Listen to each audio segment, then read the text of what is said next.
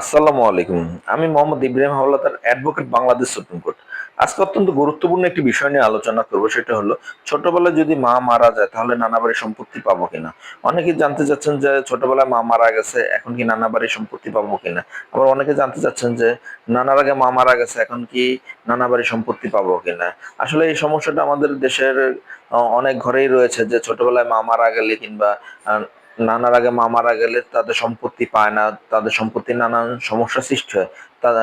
তাদের উদ্দেশ্যে বলবো, যদি আপনার মা ছোটবেলায় মারা যেয়ে থাকে এবং কিংবা নানার আগে মা মারা যায়, তারপরও নানা বাড়ির সম্পত্তি পাবেন, কারণ নানা মৃত্যুকালীন সময় যে সম্পত্তি রেখে গেছেন, তার সেই সম্পত্তির ওয়ারিশ হিসাবে আপনার মা সেই সম্পত্তির হিস্সা অনুযায়ী তার অংশ পাবেন।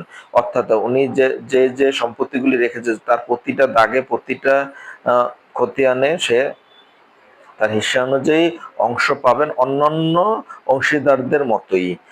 যদি এই নিয়ে কোনো সমস্যা হয়, যদি সম্পত্তি দিতে না চায়, তাহলে প্রথমে স্থানীয় গণ্যমান্য ব্যক্তিদের মাধ্যমে সমস্যা সমাধান করতে পারেন। যদি তাতেও না হয়, তাহলে বিজ্ঞ আদালতের আশ্রয় নিতে পারেন। বিজ্ঞ আদালতে আপনি বিজ্ঞ আদালতে একটি মামলা দায়ের করতে পারেন, এবং মামলার মাধ্যমে আপনি আপনার ন্যায্য হিস্সা, আপনার ন্যায্য অধিকার আদায়ের সচেষ্ট হতে পারেন। ধন্যবাদ।